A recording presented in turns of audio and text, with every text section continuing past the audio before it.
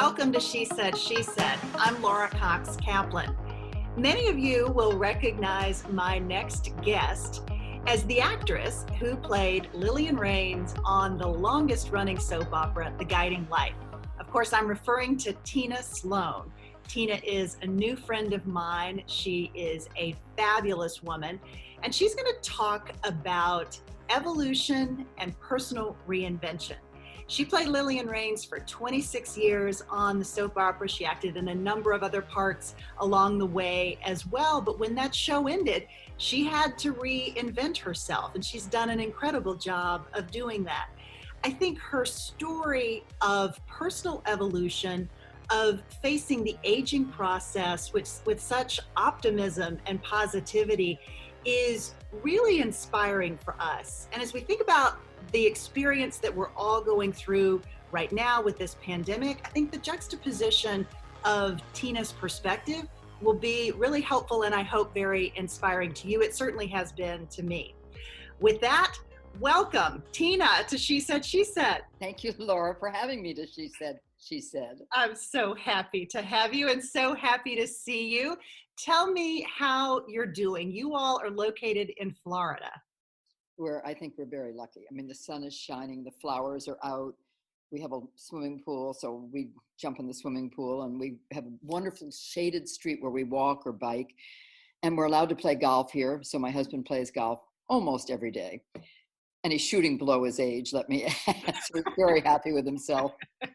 And, I'm getting a lot done. I walk with friends. We walk miles apart on this road, and we swim quite far apart, but do a water aerobics. So, and I'm doing these little video casts every day. And I don't know, I'm started a sequel to my book, Chasing Cleopatra, which is fun. Mm-hmm. And there's a screenplay being written about it. Yeah. Oh my gosh, that's fabulous. Okay. We want to talk about all of these things, but let's start with, the role that so many people know you for was Lillian Raines on The Guiding Light, the longest running soap opera in history. It was on the air for 72 years. You were not on the show for all 72 years, obviously.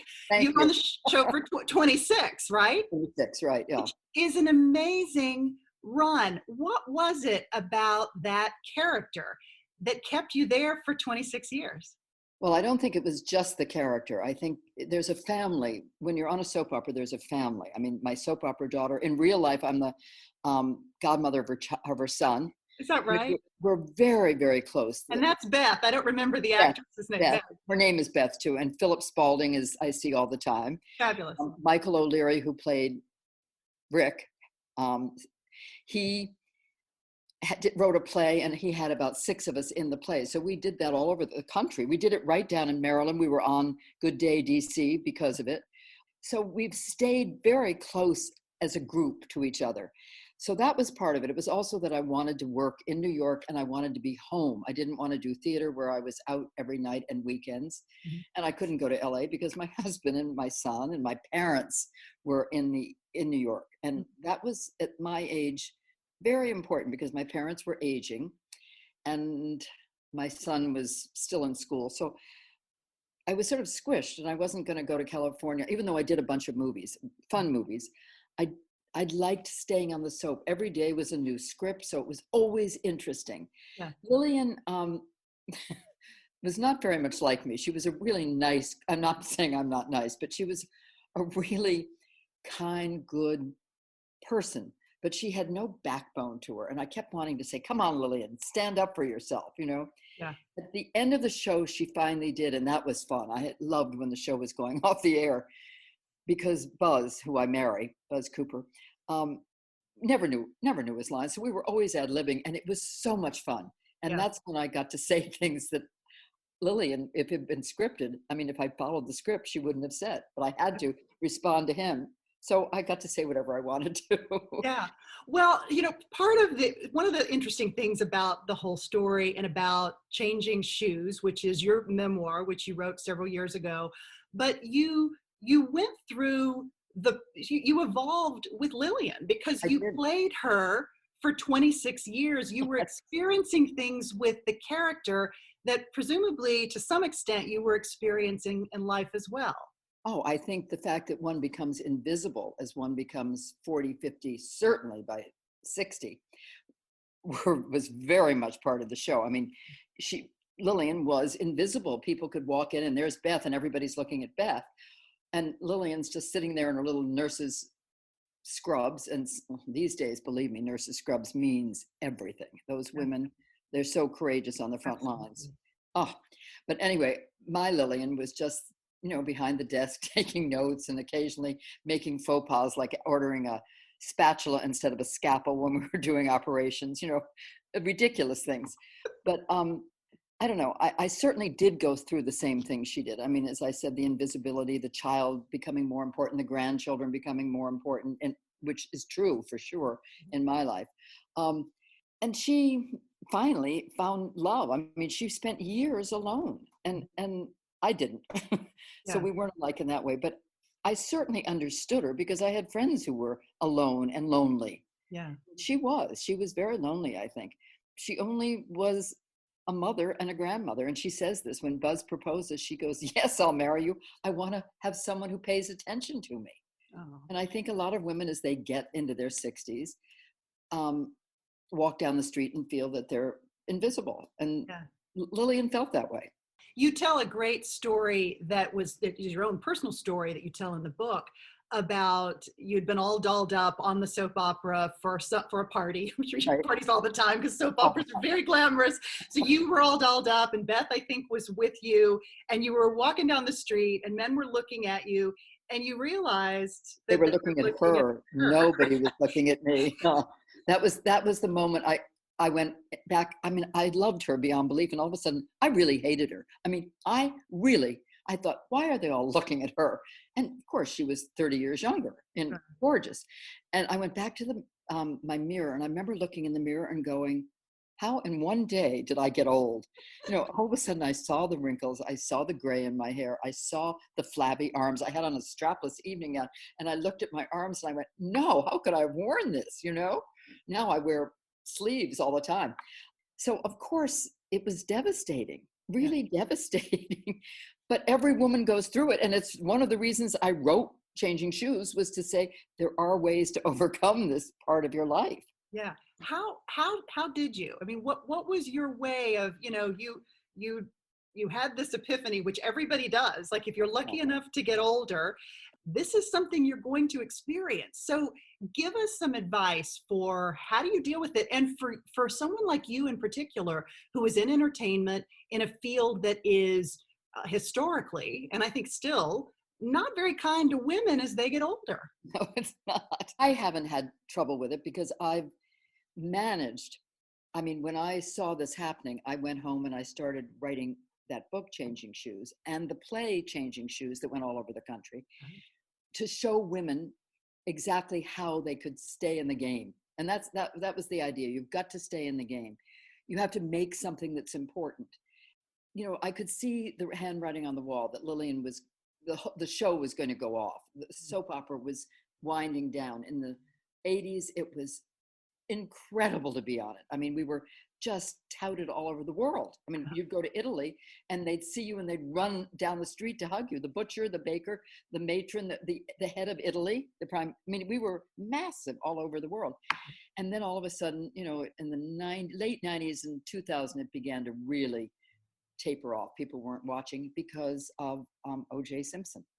I remember watching him in the car and thinking, we've all been preempted, our shows, for this. This costs them nothing. And we cost them a lot. And indeed, the shows started falling down. All the New York shows went off after we did. So, you had to reinvent yourself. Yeah. I did this by writing Changing Shoes and telling women how to stay forever frisky, how to maybe start marathoning. I started running during that period when I felt old. I thought, I'll start running marathons. That'll make me feel better. Yeah. And it did. It made me feel that if I put one foot in front of the other and persevered, I'd get to the end and feel good about myself. And then I started climbing mountains, 20,000 foot peaks. I was getting really desperate. But I had a wonderful time doing these things and they made me feel better about myself. Because as you're going through this stage that I'm talking about, your parents are getting old. Between your work, your children, your husband, and your parents, there's no time for friends. If you're doing what I did, which was to be the caretaker, or Yeah. to hire. I hired people, but I felt I had to be part of it. Yeah. So I'd go out and check on them all the time. And they lived to be in their 90s, and it was a long haul. So I learned things like, oh, and in the book, I put all the things you need to do. Like, I called it Legally Blonde. You need to make a will, and you have to do this. You have to get long-term health care insurance when you're young. You have to plan all these things for your life and the end of your life, because you're planning the end of their lives. Mhm. I mean, I remember my mother was quite senile. She had senility dementia. And my father had left all his money to her. Well, she would have gone out and given it to somebody, or bought a Ferrari, or who knows what she would have done. So it was taking care of them Right. that made me go, I've got to put this in a book for people to see when they're in their 50s or 60s, what they're going to have to do. And they have to, I also put lots of tips from how to stay looking good as you get older from the Yeah. show, Uh-huh. like curl your eyelashes every day. I didn't do that today. I, Tomorrow. I did. No, And I think the book is great because it does have equal parts the sort of, the bigger emotional stuff that you're going through, but also very tactical advice for how you're dealing with this. Was the book a way for you to really, was it part of your coping mechanism for dealing it was, with the challenge of caring for your parents and all of no, it the was stress? part of my coping mechanism for the fact that the soap was going off the air. I could see it going off. And I thought, no one's going to hire a 60-year-old woman to be on another soap. And I didn't want to go to California because everybody was back east. So I was passing a store, and in the store, it was a design store. It said, make something important. And I thought, that sign is there for me. I have to make something important. And I went home and I started writing very practical things about getting older and arm exercises. I don't know what I was doing.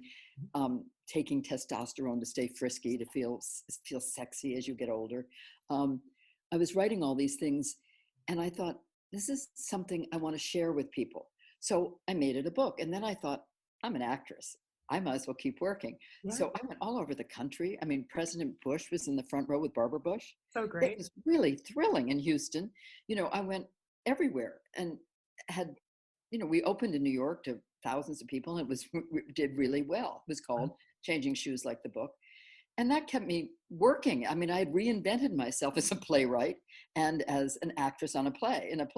And my husband would come on the weekends and play golf with the cute little girl who was helping me. She was doing doing everything. She's adorable. Uh-huh. And so her husband would come, and Steve would come, and no matter where we were, they'd find the best golf course and play golf while we were doing the play, the matinees. So So great. that was reinventing myself. I mean, I think everybody has to have, I mean, you have done this by doing she said, she said. You've reinvented yourself, right? Right. Still trying, I think. Yeah, Yeah. you are. And I mean, you have a husband, you have children, but you've got this too. And I'm sure you go to the Chevy Chase Club or wherever you go and play golf or play tennis, whatever you're loving to do, skate. And that is all part of it. And I think keeping active physically is really an important part of it. Certainly during this time. Yeah. We have to walk. We have to, unless you're in New York City where you can't get out. Yeah. Yeah. I mean, One of the things that I think is so interesting, or that I personally have found interesting, is that I didn't necessarily see my personal evolution coming until it kind of hit me. And it wasn't because I was fired or laid off or anything like that. I was in the job that I had loved for a really long time, but it just stopped being what I thought I was meant to do. And it was the weirdest thing because I wasn't prepared for the fact that I would evolve beyond the role that I had and would need these other things. And I'm curious as to whether you kind of, I mean, you saw the show ending, but on a more personal level, were you beginning to evolve beyond it anyway? I think I probably would have stayed on it forever, to be Yeah. honest with you. But because my son I think Rennie was going to Iraq, my son at that point, he went to Harvard. And then he, because of 9/11, volunteered for Iraq and went and did intelligence over there. So he was in Iraq. My parents were not in great shape. Yeah. I had to help other people get ready for this. If I had known the things that I wrote in that book, Changing Shoes, I would have been so much better off. I mean, I thought people don't know. I was sitting in a doctor's office and an eye doctor's office, and two women came in with an elderly woman, and they were sisters. And the mother went in, and I looked at them and I said, "Do you have a living will and the power of attorney for her?" And I went, "What did I just say?" But I meant it. And they looked at me and said, "No, what are you talking about?" And I thought, people need to learn these things ahead of time. They need to be sure when their parents are young and healthy that they are doing these things, because if you get older, you don't want to admit you're dying, so you don't want to do them. So I did that, and I sort of warned people not to sit and eat chocolate chip cookies all day, but to get out and run or walk or do something, because you want to sit on the couch as you're going through the things. I mean, I was being diminished at work. My son was in Iraq. My parents were going through it, and my husband was going through it with his parents too. So all of these things came together, and I thought, I need to take another step. And I'm so grateful I did it. You're right. I saw it coming, but I also needed to make something important. And that book gives so many fun tips, I think, as well as, like curling your eyelashes and heating up the curler with hot water, just like you do hot rollers. And that makes it really work. No way. I have never heard that. That's an awesome tip. Thank you. It's full of those kinds of things, as well as very funny stories, as you know. So then we moved to, my parents had died. My son was fortunately back at Harvard Business School, got married, has children, and lives in Chevy Chase or Bethesda. Anyway, I then was kind of got down here, and I thought, the play had ended, and I was doing quite a few other plays, and I was doing these web series with a bunch of Guiding Light people. But I needed something more, and I'd had this dream, so I wrote a novel, a total novel. Now, before you get into that, so this is your first novel? Had you ever dabbled with writing a novel before? No. But I had a dream, and it was the romance part of the novel was the dream. And I'd put it under my bed for probably 15 years. And I guess we'd sold our apartment 2 or 3 years ago in New York, but I found it under the bed and thought, oh, this could be a good book. And I wrote a short book, a short love story. And I gave it to a very important person at Random House. She has her own imprimatur, but she has people like Pat Conroy and Margaret Atwood. I mean, she's very intellectual. And she said, it's fabulous, but you need it to be dangerous. So I decided to add a terrorist. And since Rennie had been in intelligence and had a lot of black op friends and interesting friends, I called them and said, now, how would I do this? And they helped me. So men are loving this book. I mean, we are really loving it. And of course, no one guesses who the terrorist is, which is my favorite part of the whole book. Yeah. But I had such a good time writing it. But it took me years. And then I'd read it, and Rennie read it, and Helen, his wife, and said, this was about 3 years ago. You shouldn't this is not good. Well, I was devastated. It took me 6 months to get over it, but I knew they were right. I knew I hadn't done enough work. So I went back and spent 2 years really working hard. And it came out, and I've read it since we've been in quarantine, all of us. I've been rereading it because it keeps you from worrying. I mean, you get so involved in it. It's so great. And I'm curious about how much did the experience with having these, what could oftentimes be pretty audacious scripts on the soap opera, how much did they sort of spark your creativity over the course of your career on soaps? And how much is that sort of helped you translate that into a novel like this? Well, I certainly think that it has cliffhangers at the end of each chapter. People say they just can't stop reading because of each cliffhanger. Right. I didn't know I was doing it, but obviously it came from 35 years of being on soaps, 26 on Guiding Light, but 35 years of reading scripts. I didn't even know it was, obviously it's in my genes now, or it's in my brain, so that I would know enough to stop it when people were, oh my goodness, what's going to happen, and have to keep reading. Yeah. And I think the soap, I'm sure it had a lot to do with it. I mean, the surprises in it, I think came, the surprise, the two big surprises. Yeah. I'm not going to tell. No, I know we can't because one friend of mine called me at 2:30 in the morning and said, I'm up reading your damn book. And it's 2:30 in the morning, so you better be awake. She said, I can't put it down. And I thought it was wonderful. And it was because of something that had happened and she had not seen coming. And, so then you keep going to see how it's going to play out. Yeah. But I had so much fun leaving little clues for what was happening with the terrorist and also with the love stories, the betrayals. And I had so much fun leaving clues, but not letting them be so much so that people would get it. So then people will reread it. They'll say, okay, I'm going to see how I could have guessed this. And they couldn't really, but I did leave enough clues. Yeah, it's so great. So you're working on the sequel to the book currently, which is fabulous. Any timetable for when we can expect that? I think it will be years. I mean, I don't know that I'm just having fun with it right now. Yeah. But there's a screenplay being written for the book. Fabulous. So, and how involved are you in that process? Not at all. I handed it off to someone who would help me with the book, a younger girl who has done screenplay writing. And someone is interested in making a movie. What could be more fun than Steve and I go to Honolulu, Rennie and his family come out and stay with us. I can't think of anything more fun. You can come visit and interview me there. I would love that. That would be great. We'll talk about the movie. Yeah. I mean, it's all a pipe dream, but everyone who's read it has said this should be on Netflix or it should be a movie because it's very visual. And that makes sense because it was, as you said, I did a soap opera that was visual. Yeah. You have such an incredible positivity for life and embracing change. And it was that part of your story that just really struck me and why I knew you'd be such a fabulous guest. Plus, I just loved spending time with you on the phone, as you will remember several months ago. I sure do. You are using that positivity and that zeal for life to also provide some warm thoughts to friends and followers. You're using all of your social media channels for this purpose. Talk a little bit about what you're trying to do as we are all facing this pandemic together.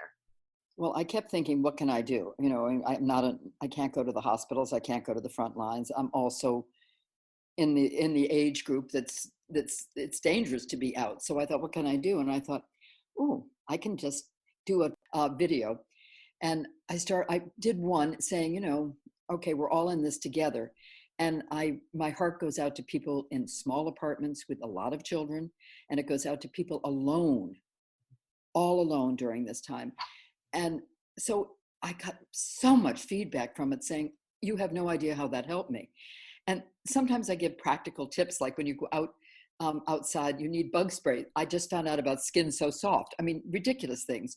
Yeah. Or they liked my blouse, which was Hallsbrook, who's a friend of ours. And where did you get your blouse? But also they wanted, they just said, I just needed to hear a voice that cared about me. Yeah. So I do them every day. And let me tell you, I've now started to do about 5 at a time when I have my hair and makeup done, so I don't have to worry about it for 5 days. And then I just post them every day. Uh-huh. But, it's hard sometimes to think of something that people want. I sent Rennie's kids dirt and lettuce seeds so they could build a little garden. Uh-huh. And I mentioned that and people said, I put a window box now in my little apartment in New York right up near my window and I'm planting it. Uh-huh. So, you can help people so much in small ways. And that's what I hadn't realized. And I think you're doing this. I mean, this video or Zoom that you're doing is helping people. And that's what we have to do right now. Yeah. And I sort of worry when we go back out in the world, which I think is happening more and more. And I'm feeling the need for it more and more. I have not been out of this area where I live at all because I have lots of friends here and I have everything right here. Mm-hmm. But I'm feeling the need to maybe, people are saying, well, come to a party. 4 of us will have cocktails. And it's, that's scary to go into someone's house. You don't know who's been in their house or something. But yeah, no, you really don't. You really don't. No, you don't. It's a scary time and we have to be super careful. For people who are listening to this, talk a little bit about maybe just some final pieces of advice for how to get that chutzpah to embrace change. Like what advice do you have for them for really trying new things, that can be a hard thing. And I think sometimes it can be harder as we get older. I think what you loved as a child, if it was puzzles or if it was crayoning or if it was singing or if it was playing the piano, what you loved as a child is perfect for right now. If you loved reading, you read. If you loved writing, you write. Painting. And I've mentioned some gardening. I mean, there are so many things people loved when they were little. Baking. Oh, so many people are sending recipes to each other and cooking. And so many people are sending quotes, beautiful quotes to each other and quoting, all of those things but mostly what you loved when you were little. I mean, I loved talking. I loved acting. I mean, and I loved writing. So I'm doing all of those things now. But I do think my husband said, we had this wonderful thing that we asked people, if everything was taken away, your family, if you didn't have to worry about finances, your family, what would you be? We had these SEALs, the Navy SEALs came to Hope Sound or to Jupiter Island. And my son came down and they were all about to leave the service. They finished their service. And there's a foundation called Commit Foundation that I'm involved with and Rennie's involved with. And they help all of these men. It wasn't just SEALs, it was Army, Navy, all but very high-powered people who are coming out into the world. So I got very high-powered men to come and talk to them. But and it really helped. I mean, they got jobs. But during this, before the men came, the important men, the women who were facilitating it, who let me add, one of whom had flown the SEALs into their missions and the other one who did submarine work. I mean, Wow. they looked like us.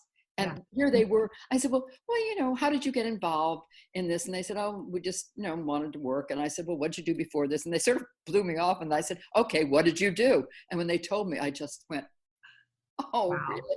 Yeah. But they said, if you had nothing to worry about in your life, what would you be? And the answers were fascinating. One wanted to be a race car driver. One wanted to go be a missionary in an island. It went on and on with the most spectacular answers that they wouldn't have given otherwise. Yeah. And so at a dinner party one night, this is before this whole world happened, we asked all our guests what they wanted to be. And there was one very important person who said, I would like to have been an admiral in the Navy. I mean, he was very important in the business world. And the next one said, I would have jumped horses. And my husband said, I would have been Arnold Palmer or Jack Nicklaus. He loves golf. So he's doing what he wants to do. And I thought that was wonderful. And another man, I said, I'm doing what I wanted to do, all my life. I mean, if all the money and family and everything went away, I'd still want to do this. What would you do if you had no worries at all? No financial worries, no family worries, no cooking that night, dinner worries. What would you do? And you don't find it out usually right away. I mean, it usually takes a while. These men thought about it and they did come up with it. I mean, obviously it was somewhere nearby, but they were so worried about getting a job for that because they all had families that they adored, that they weren't, they hadn't thought, what do I want, And so the one who said he wanted to be a race car driver, we got in touch with someone at Ford and he's now working in automobiles. Yeah. You can do these things if you want. Yeah, absolutely. All right, Tina, this has been amazing. I ask everybody who comes on, as you know, for a single piece of advice, a life hack, or maybe a mantra. Maybe it's something that you wish younger Tina you had known when you were just launching your career, or maybe it's something that you share with others. What would be yours? I guess I just say you want to stay in the game. Fantastic. And the game is the game of life. So you meditate, you pray, you do all the things you need to do to stay in the game. Yeah, I love that. And I loved spending time with you. Thank you so much for being on. Having me. I hope you enjoyed my conversation with Tina as much as I did. She is fantastic. To learn a bit more about her, check out the show notes for this episode. There I will include links to both of Tina's books, Changing Shoes and also Chasing Cleopatra. And most of all, I really appreciate you being with us and sharing your most valuable resource, your time, with us. I hope that you found this conversation and frankly, all of our conversations valuable and find information and content that you can use to make your journey just a little bit easier. Take care. We'll see you next time.